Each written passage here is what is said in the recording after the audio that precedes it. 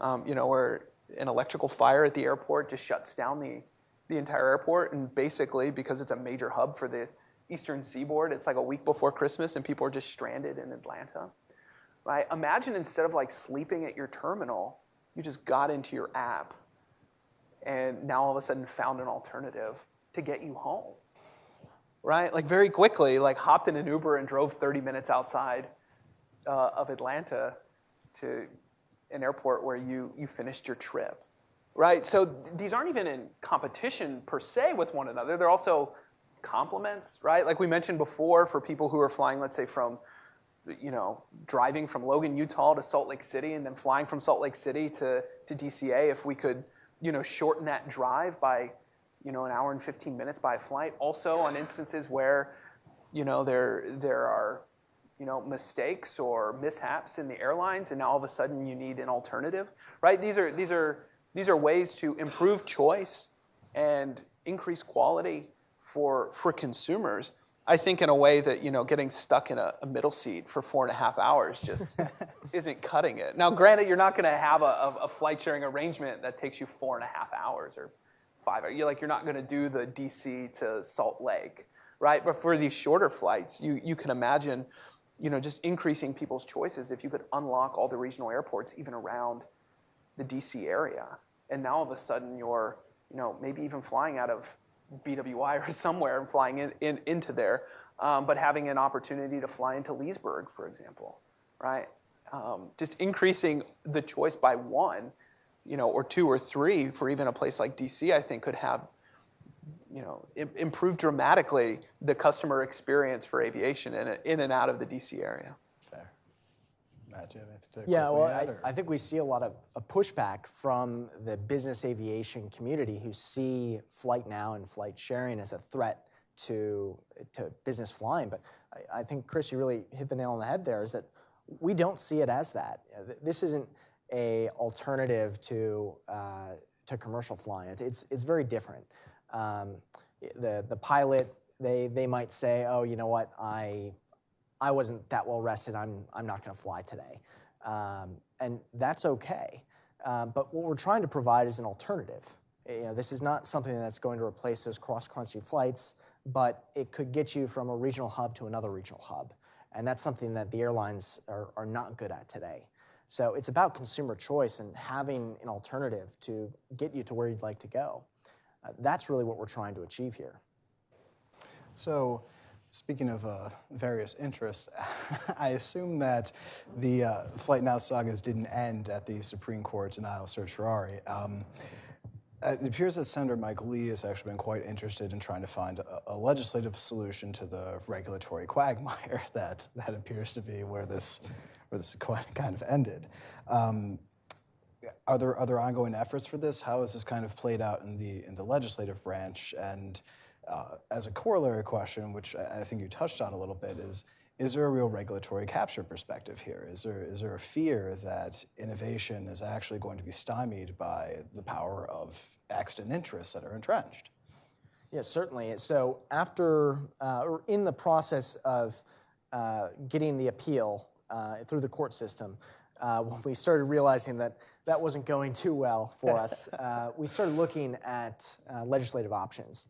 And we were initially working with Representative Sanford's office and now with Senator Mike Lee's office. And they see this as a simple solution where we need to just change the regulations and force the FAA to allow this kind of practice. One, just to bring us up to speed with Europe, but two, to unlock all these benefits that are currently tied away from us by the FAA and the position that they've taken.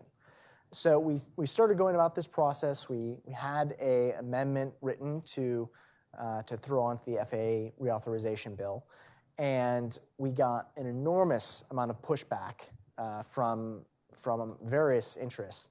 I think the most shocking one was actually the Aircraft Owners and Pilots Association. We heard this and we're like, wait a second, the AOPA, the Pilots Association, they're against this?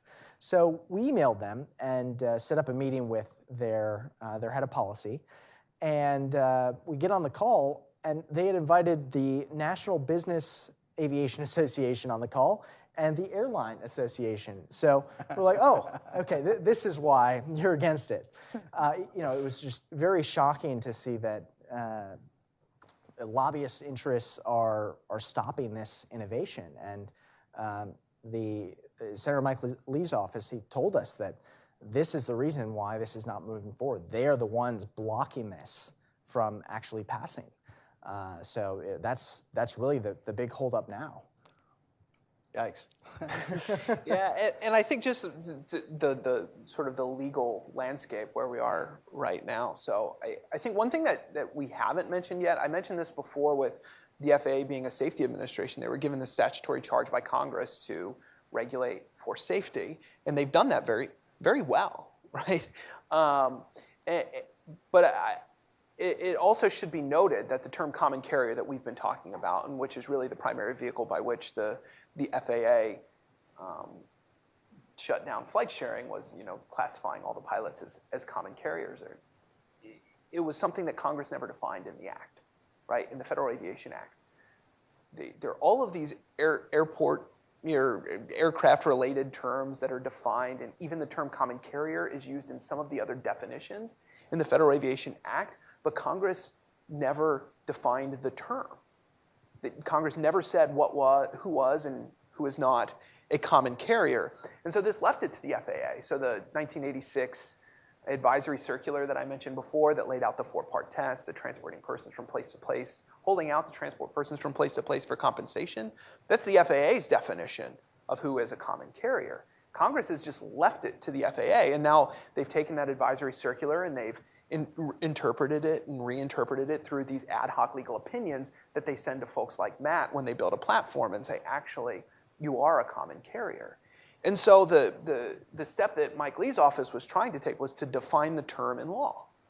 Is to say, you know what, this is an important term and it's clearly affecting innovation in aviation. It ought to be defined, as opposed to letting the FAA just interpret for itself who is and is not a common carrier on this sort of, well, how many friends do you have on Facebook standard, right? It's very difficult to shape aviation in that way when it's, you send the tweet and then we'll tell you if you broke the law, right? Very, very difficult to do this. So the Aviation Empowerment Act from Senator Lee's office would have first and foremost defined common carrier once and for all in the statute and provided clear boundaries for the FAA for who is and who is not in that box. Now you look at the latest version of the FAA reauthorization, and it does have flight sharing language in there. And what it does is it gives a shot clock to the FAA to provide clear guidance for who is and who is not a common carrier and some examples. I would say the problem with asking the FAA to do this is the panel before this on supersonic flight, that's very clear guidance, right? They just said this very banning, right? Like just ban supersonic flight. Can't be clear, right? It's banned, right? So the issue with telling the FAA, just be clear about your prohibition on flight sharing, it actually isn't going to encourage anything other than, a clear restriction that still the FAA is able to interpret and reinterpret over time as it sees fit. So where we're at right now is sort of this amorphous sort of regulatory space where it's only clear to the person writing the legal opinion at the time what the FAA's position is really going to be after it's issued. And it's extremely problematic for innovation. It's problematic for the rule of law, right? That's no way to regulate. That's no way to go about, making law in the United States on this sort of ad hoc legal opinion basis. And it's driving innovation to Europe. I can't speak much to the capture story as you can, but I do think, again, this is, even the capture stuff aside, the FAA was told be a safety regulator and then not giving clear boundaries, and they're doing exactly what they were told to do. I mean, this shouldn't really surprise anyone that the threat of risk, right? The FAA, no risk is too great to regulate away, because at the end of the day, that's what they've been asked to do, is to make aviation safe. Yeah, and I think what's interesting about this is on this amendment, the language that's in there, they call it they refer to it as flight sharing, but what it really is anti-flight sharing, because we're asking guidance from the FAA, who we know is already against it, what we're going to get back is a further ban or maybe a limit on how many friends you can have on Facebook to actually share it. What we're not going to get is actual flight sharing. And that's the issue with this watered down language that we've gotten. And just a kind of a quick follow-up on that is, are you worried about kind of going the way of the supersonic jet in terms of the FAA's attention to statutory timelines for issuing guidance? If anyone's not familiar, the FAA had a mandamus issued, which is a writ compelling action at one point in time to issue guidance on the supersonic jet because it had taken so long to do the guidance it was commanded to issue. Well, I think we're just getting further and further behind on Europe right now. So instead of saying, this is what we need, this is how we should define common carriage, and this is flight sharing. If we're not doing that, which the current bill isn't, it's asking for guidance and it's asking for a report. That's just delaying the process further while Europe is advancing and getting more robust with their flight sharing. So it's putting the U.S. in a really bad spot. And also in issuing the guidance, what the language says is the FAA is to give some examples. Now, it's really clear for maybe the 3 or 4 or 5 examples they give, how they feel about it. But then again, I mean, the whole way that entrepreneurs create value in society is, finding opportunities that no one else has found to do something new and better than the way that things have been done before. And so now you're still in this exact same position, even with the guidance, for this sort of yet to be thought of approaches to flight sharing. It's right back exactly where we are, where it's this mother may I approach of you describe a hypothetical to the lawyers, and then the lawyers tell you, well, maybe, maybe not. It really just depends. And when we initially were working with the FAA on this and trying to figure out how can we structure Flight Now to work within the spirit and the regulations that existed, we had submitted a request for interpretation. So we submit an example, and they'll come back to us and tell us whether they feel that's legal or not legal.